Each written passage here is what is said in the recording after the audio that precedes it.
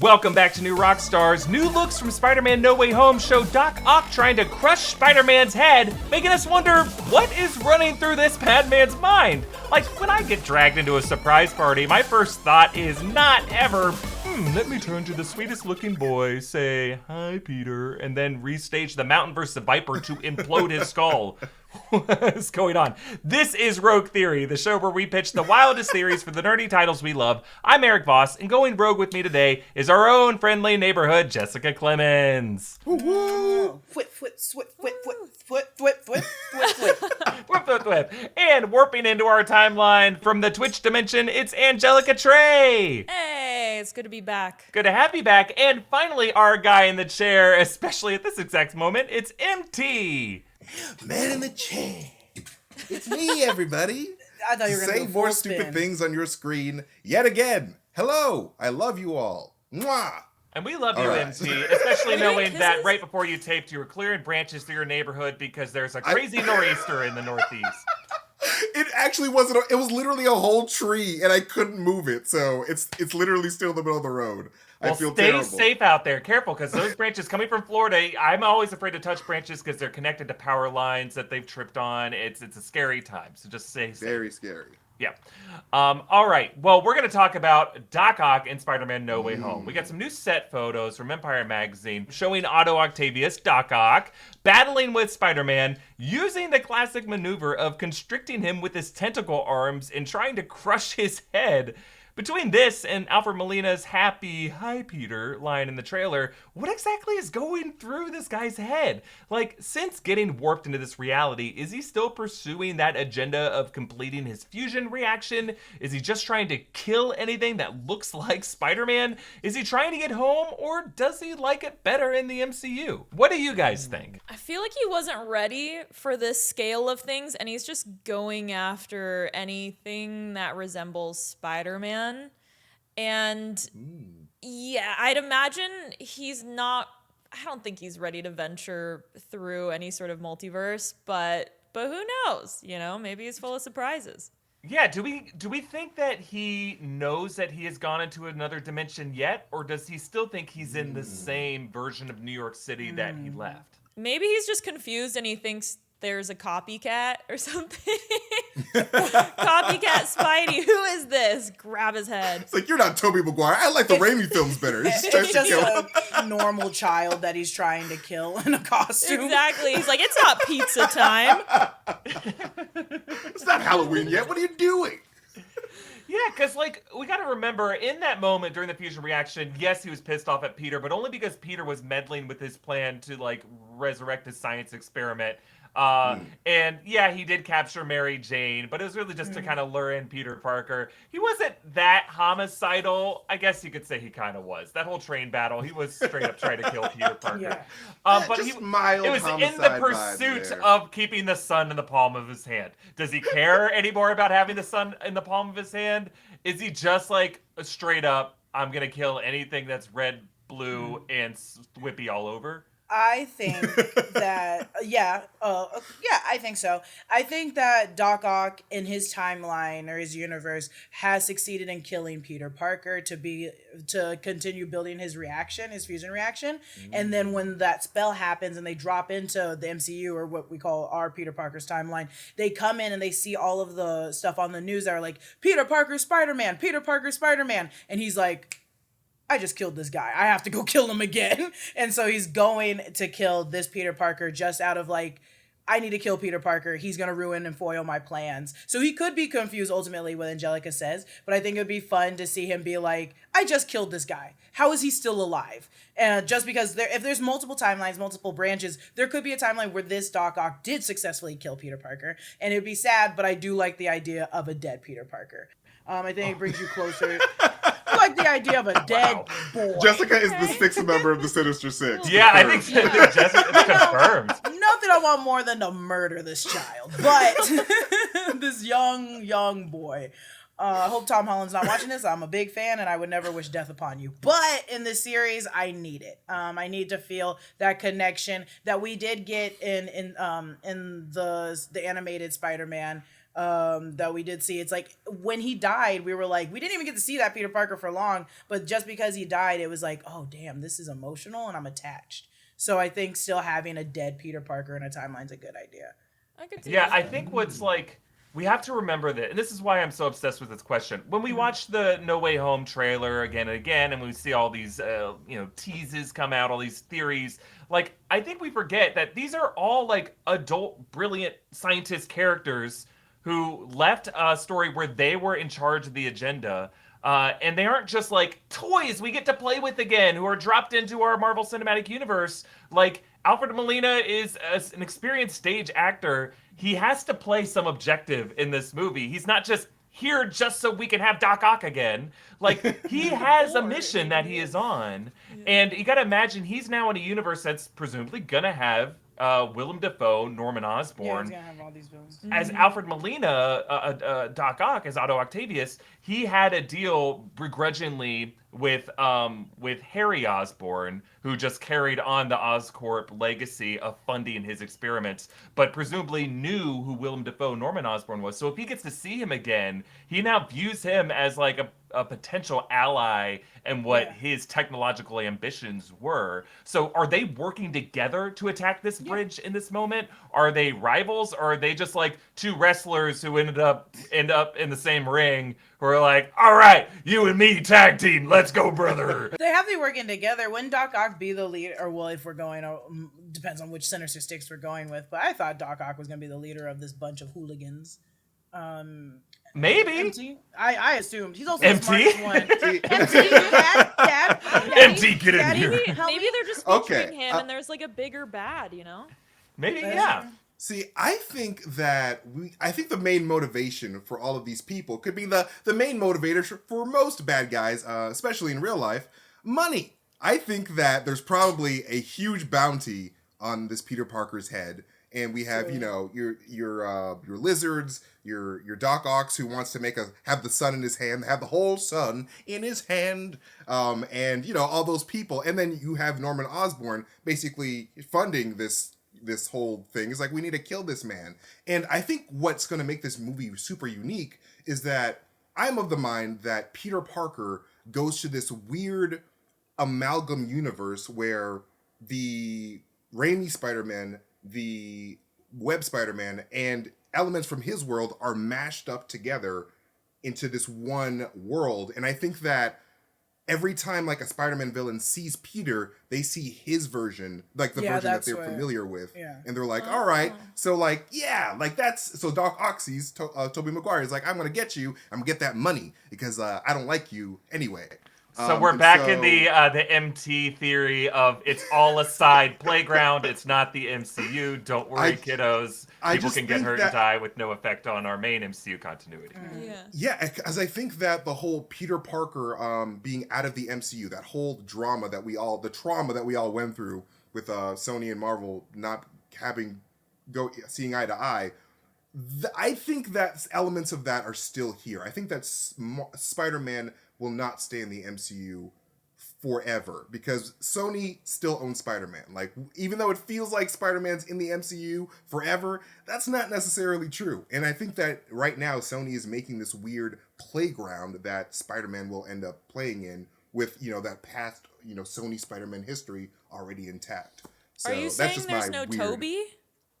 I'm saying there is a Tobey, but the world that they're in mashes up like the pasts of like Tobey and Andrew together with Peter's past to make this weird, like, this is the one and only Spider-Man. We're just mushing all their souls together, essentially, and like mushing the souls of their universes together to make this weird new universes where all the movies are canon now. But yeah, the main motivator, I think, for Doc Ock here is just money. I think that he wants to fund his experiments to, for the reason why he has those arms to mess with the sun. I think that's still there. And I think that all these people are desperate and they're just want to kill Peter Parker for the cash. See, it's got to be more than money, though, because money was an easy thing for Doc Ock to get in the first movie. He robbed a bank. Joel McHale was like, sure, take all my money. Like, I think that's an easy thing for him to get his hands on. He only got money in pursuit of rebuilding his fusion tech experiment. See, I think, like, in that moment, he's freaked out, and Peter is the first recognizable thing in this altered world. So he's like, kid, tell me where I am. Tell me where I am! What universe is this? And then Peter goes, "Oh, you're in the wrong universe," and then he just throws up his arms and walks out. He goes. He crawls back through the hole. He goes.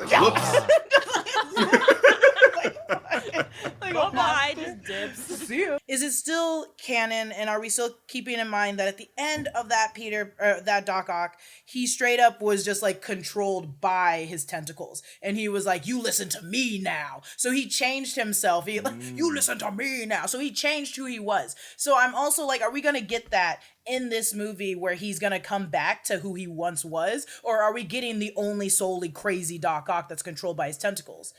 It depends when during that boathouse battle he gets sucked in during. Because is it before Peter Parker electrocutes him and he goes, "Ah!" and that kind of zaps the neural chip in his spinal cord?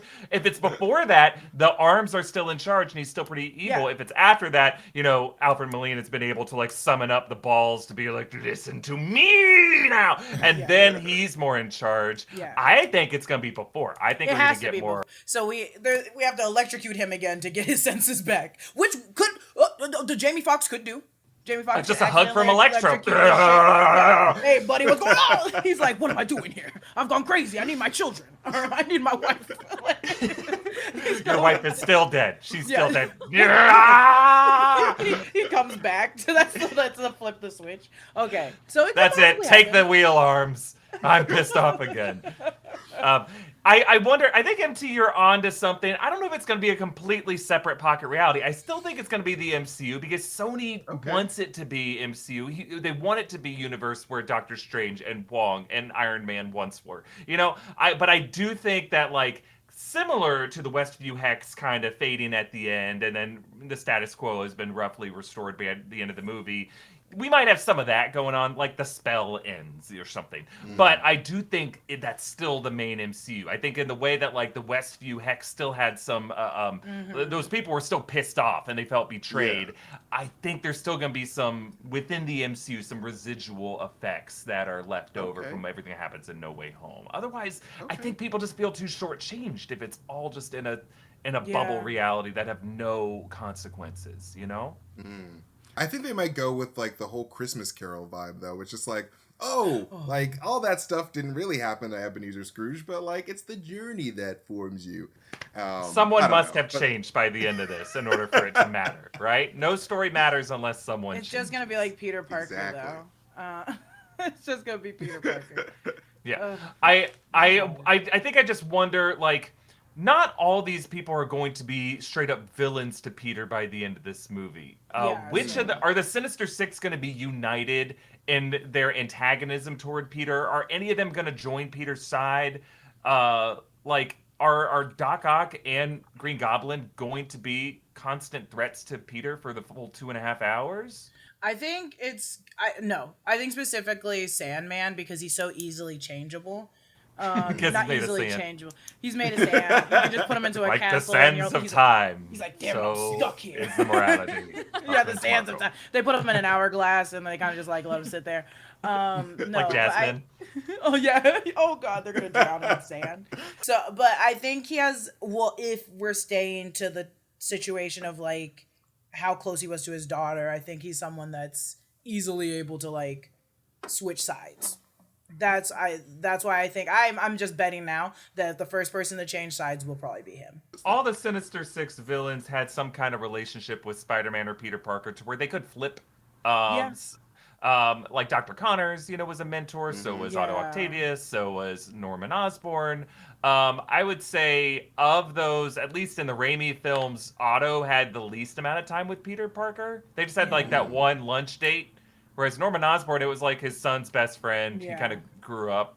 And then Dr. Connors at least had several classes that Peter Parker skipped out on. But that was, it was different in the Mark Webb ones, right? Dr. Connors was more like an Otto Octavius kind of science mentor to him. I would say at least... Otto was kind of controlled by that neural chip, whereas Norman Osborn went full on crazy. He's just crazy. Yeah. I feel like that one's nuts. You're not gonna be able to change. Yeah. Also, I don't Yeah, want him to change. I like him as. I have this weird feeling that most of them will end up like switching to like not good, but like to not wanting to murder Peter, because like I know that there are rumors or something that Sony's planning on making like a Sinister Six type of spin-off or something, So we have or to like keep marketing them. So I think that, you know, having them be evil is not their whole intent for like at the end of this film. I think they just want to be like, oh, we're like Suicide Squad. We got the badass people, anti-heroes, and all that stuff. No, So I think you're right. Norman MT. Osborn will probably be the only one that stays evil. Yeah, we will see, because I think based off of trailer footage, the little we know, like Peter is holding on to that cube. I think that's the prison that they're all contained. Doctor Strange is trying to get it back from him. I have a feeling that Doctor Strange is going to be like, I just want to banish or erase these villains. I think Peter believes in rehabilitation. I think he's going to want to try to like prove that people can be rehabilitated. Like that's his mission in this movie, and he's going to try to turn these guys good. I think there is some external force that is manipulating Doctor Strange. He's a big weirdo from everything I've seen. I think that's going to be the ultimate villain of this movie, is whoever is controlling Doctor Strange. If it is Doctor Strange. If it is Doctor Strange. I think Doctor Strange is the I think it's secret Scarlet villain of Witch. this. I think Doctor Strange is the secret villain of this because he just wants Dr. Octavius' arms to do surgery again. Yes. yeah, He's really. like, oh, that's I am pretty the only good. doctor. Give me those hands.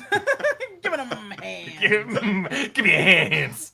I would love to see Grabby. a Doctor Strange Doc Ock like doing magic with extra arms. Like that'd be nuts. There would That'd be be just nuts. one. Yeah, there would be the scene of the portal, and then he's going through and punches himself. Like there would be a lot of those. Jessica, you get the point here for saying that you would murder Peter Parker. That's what you want to see. I think that's a rogue take. Don't hold that Very on. rogue. Hold that to me. Jessica, I would murder Tom Holland Clemons. No. It's Yep. true. Whoa. It's It's quote. It's now on the internet Well, now. That's Forever. in the thumbnail of this video. Jessica with a little thought Jessica bubble. wants to murder The Tom. police knock at my door. They're like, "We gotta talk about this. You're in a." Seems like it's gonna actually happen. He's worried. He's afraid. Yeah. We're going to dive into the surprising casting news that came out this week regarding an upcoming MCU film. But first, grab yourself a cool limited edition shirt inspired by Venom, Let There Be Carnage from our merch partners at Epic Hero Shop. They also have great shirts for other merch inspired by Shang-Chi, Suicide Squad, and other properties that we've been loving here in the past few months. Find those shirts and all the great merch options at newrockstarsmerch.com. Now, guys, there's nothing sexier than confidence, and Blue Chew can help give you that confidence where it counts. Blue Chew has a unique online service that delivers the same active ingredients as Viagra and Cialis, but in chewable tablets and at a fraction of the cost. You can take them anytime, day or night, so you can plan ahead or be ready whenever an opportunity arises. The process is simple. Sign up at BlueChew.com, consult with one of their licensed medical providers, and once you're approved, you'll receive your prescription within days. And the best part, it's all done online, so no visits to the doctor's office, no awkward conversations, and no waiting in line at the pharmacy. Blue Chew's tablets are made in the USA and prepared and shipped direct to your door in a discreet package. So if you could benefit from some extra confidence when it's time to perform, Blue Chew can help. And we've got a special deal for our audience. Try Blue Chew free when you use our promo code ROGUE at checkout. Just pay the $5 in shipping. That's BlueChew.com, promo code ROGUE to receive your first month free. Visit BlueChew.com for more details and important safety information, and we thank Blue Chew for sponsoring the show. Also, cryptocurrency might feel like a secret or an exclusive club, but Coinbase believes that everyone, everywhere should be able to get in the door. Whether you've been trading for years or just getting started, Coinbase can help. Coinbase offers a trusted and easy-to-use platform to buy, sell, and spend cryptocurrency. They support the most popular digital currencies on the market and make them accessible to everyone. They offer portfolio management, protection, learning resources, and a mobile app so that you can trade securely and monitor your crypto all in one place. Millions of people in over 100 countries trust Coinbase with their digital assets. Whether you're looking to diversify, just getting started, or searching for a better way to access crypto markets, start today with Coinbase. For a limited time, new users can get $10 in free Bitcoin when you sign up today at coinbase.com/rogue. Sign up at coinbase.com/rogue for $10 in free Bitcoin. This offer is for a limited time only, so be sure to sign up today. That's coinbase.com/rogue. And you are busy and you have a lot of things to spend time on. One of them should not be thinking about what to wear. Embrace the radically efficient Mack Weldon Daily Wear System. The Daily Wear System is a selection of clothes rooted in smart design, made with performance fabrics, and built to work together. From breathable t-shirts and polos to stylish button-ups and shorts, underwear, and beyond, Mack Weldon makes it easy for you to dress for work, leisure, or wherever your life takes you. Here at New Rockstars, we are big fans of their hoodies and sweatpants. From their fancy Ace material that's softer than soft, they look as good on the street as they feel while you are sitting on the couch. They've got groupings of outfits designed for office workers, workout warriors, travel junkies, and folks that just like to lounge. You can grab the pieces that all work together and be looking great no matter what you are into. Buy some time this fall with the Mack Weldon Daily Wear System. For 20% off your first order, visit mackweldon.com/rogue and enter the promo code ROGUE. That's mackweldon.com/rogue. Promo code ROGUE for 20% off. Mack Weldon, radically efficient wardrobing. All right, guys, let's talk about this huge news that came out this week. Bill Murray revealed in an interview that he will be playing a small role in Ant-Man and the Wasp: Quantumania, but gave no details as to what that role will be. But this third Ant-Man movie will feature Jonathan Majors returning as Kang the Conqueror after his brilliant performance in Loki, and introduce Kathryn Newton as Cassie Lang, aka the Young Avenger Stature. And it seems like it will take place a lot in the Quantum Realm, maybe the Quantum Realm City, perhaps Chronopolis, knowing that Kang is going to be involved in this. So, and we also just saw in a video I explored yesterday, the movie's new loopy title logo, and it's based on circles, which means time travel. Circles mean time travel. Are we sure? So, I wanted to ask you guys, though. I had some ideas about what kind of character Bill Murray might be playing. Who do you think he's going to be in Ant-Man 3? I think he's going to be It's gotta Scott be Lang. Scott's dad. No, What? I think he's Scott Lang. Oh, you think he's older I Scott think Lang, he's like the older old Scott man Lang. in the suit? Yes. I That's think it's going to be really older good. Scott Lang. Also because even though he's playing a small part, it has to be important. It's Bill Murray. And I think if we look at Loki, how we got Richard E. Grant playing older Loki, that was a small part, but it was still a big part. And he played a different version of Loki. So I think in this world, he's playing older Scott Lang. And him as Scott Lang would be very fun. We all love our kooky Bill Murray, and we'd still get that kooky Bill Murray with the years of knowledge that Scott Lang just imagine Scott Lang older through time, doing what he's doing. Who is he? Bill Murray. I love that idea. Yeah. So I dig suck it, MT. Okay. Okay. I have two theories as to who this could be. I think that it's most likely going to be Scott's dad because we have, Hope's mom and dad in the picture, and Hope and Scott have been together for a little while now, so they might be engaged or something. Maybe they might be getting married. So maybe Scott's dad will be like, "Hey, son, I was probably shitty, but here I am to support you." I was probably shitty. I don't know. So I think that Scott's dad might be in the picture in this movie. But I think a more fun guess, because we're dealing with, Ant-Man, and one of my favorite moments in Marvel history was when Hank Pym ran into Eternity. Like, he grew so big that he goes into the Oververse, or whatever it's called, Overspace, Right. and he runs into Eternity. And I would love if Bill Murray was Eternity in the MCU. That'd be great. Like, that'd be perfect. If it was just like, "Hey guys, what are you doing in there? It's really weird. Settle down. Thank you." I don't love know. I do love that. It would be a bummer, though, because Bill Murray said he's not planning on ever coming back in the MCU. He doesn't really like this genre. So if that'd be like our one shot at getting Eternity and its voice back. I would love He's it. like, "I'm never coming back."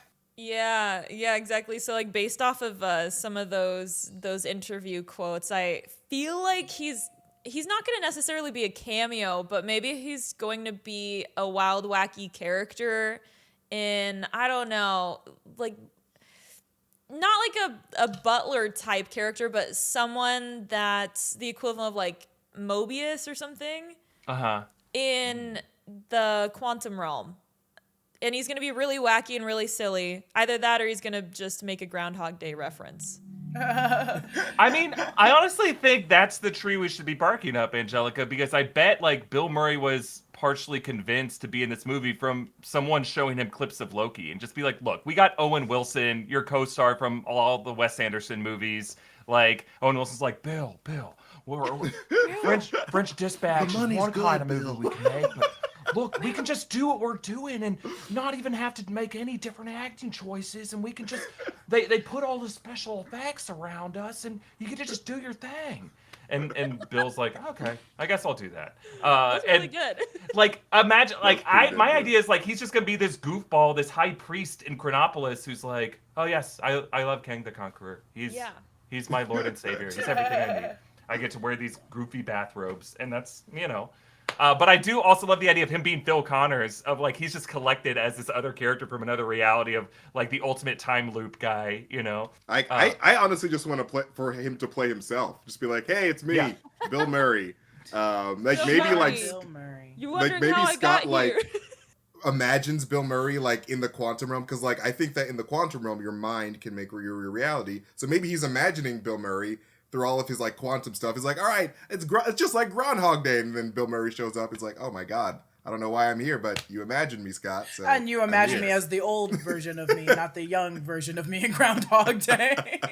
Yeah, I mean that is kind of like very Zombieland random Bill Murray cameo, Yeah. right? Yeah. Like I don't know if Marvel wanted this to get out. Clearly, this is just Bill Murray going rogue, just doing his thing, and like talking to what he We thinks love is a him so German much. newspaper. It's never going to get back to mainstream press, and I bet Marvel's and Peyton Reed might be like, damn it, that was going to be a surprise cameo. Damn it. That's hilarious. But we know it now. So get another crazy cameo on top of that Yes. to get us excited. Always say that's movie. Yes. Okay. So a lot of fun ideas out there. If you haven't already, be sure to watch Wednesday's Ant-Man 3 video. Ant-Man the Wasp: Quantumania. We got some clues. I talk about Arrival. But I'm going to give the point to MT because I like this idea of eternity. I just hope that they would be able to get him back for future cameos. I know. Hey, he could just phone it in. He could just be like, hey, just say these lines. Whatever. Whatever you want. Whatever you want. All right. So we're now going to move into our rogue question. Are you guys ready? I think so. Always. Yes. Ready as I'll ever be. All right, guys. So here's the question. Doctor Strange in the Multiverse of Madness has finished its principal photography. However, it has been confirmed by Benedict Cumberbatch that some additional reshoots are happening later this year. And this is already after they already did some reshoots. So we're getting another round of reshoots. We don't have any reason to be concerned. As we have learned on every Marvel movie, they do reshoots. The same story comes like every time. Oh my God, they're doing reshoots. So is there's trouble in paradise? No, they do reshoots and multiple rounds of reshoots on all of these movies. It's just what every director wishes he or she could do if they had the opportunity to go back and change some stuff and get some better takes. But since this is the Multiverse of Madness, I want you guys to look at some other crazy pop cultural event that has happened in recent months. Since they've already been tinkering away at Multiverse of Madness. What new thing has happened in the zeitgeist that Sam Raimi's like, I gotta get this in the movie, so I'm gonna reshoot it and force this cameo that has no business being in a Marvel movie into this movie. Go rogue, my babies. They're throwing in a Baby Yoda for sure. There's going to be at least one Baby Yoda. Yeah, exactly. Yeah. Several Baby Yoda, maybe. Who knows? Yeah, they wanted to include Steve from Blue's Clues coming back, telling us that he's proud of Doctor Strange. Doctor Strange shed one single tear. It's a whole new scene. Hey, you may have forgotten me, Doctor Strange, but I'm proud of you. You've come so He's like, far. look at you go, Doctor Strange. Look Doing at you spells go. with How far your you hands. come? Doctor Strange just cries. Well, I think it'd be fun if they reshoot it to add like Wang or someone getting ready for Halloween, and it's a bunch of Squid Game outfits instead of God. what they were doing before. Instead of making them like, oh, you're gonna dress up as like a Marvel character, he's like, no, I need to reshoot it. Squid Game's really big, and he's just wearing Nike. A full Yeah. You know Nike what? I That love would it. be hilarious because, like, of the tentacle creatures, the interdimensional tentacle creatures. So, like, they just put a Squid Game reference because the Yeah. squids. The Squid There you Game is go, Shuma there you Gorath go. going red also- light, green light. Just want to see an emergency happen, and they show up in the Nike tracksuit instead of the outfit they're supposed to be in. I love that so much because he's an eyeball. It's so Yeah. funny. Just an eye. Oh, Red light, green light. That's so funny. It just kills off people on the. I was gonna sing the song, but I don't think I'm allowed to sing that song. in Korean. Red light, green I don't know light. the Korean words. I don't want to butcher it and Oh. just be an asshole. Yeah. So I'm not gonna do I it. don't Surprise for know. the best. Well, I think the point there's got to go to Angelica Trae. I love this idea of Steve from Blue's Clues Oh my god, Yay. that's so funny. coming into this. I think that'd be so sweet and so beautiful. He's And I proud love of that all Sam of us. Raimi's like, I gotta get him in there. Well, that means all of us are winners today. Good job, everybody. That's it for this episode of Rogue Theory. Big thanks to all of our guests, Jessica Clemons, Angelica Trae, and MT. Follow all of them on social media and support their many endeavors. And you can support our channel by checking out all of our great merch options at newrockstarsmerch.com. You can follow me at EA Voss, follow New Rockstars on all social platforms, and be sure to subscribe to our channel here on YouTube. See you all next week, chubbers.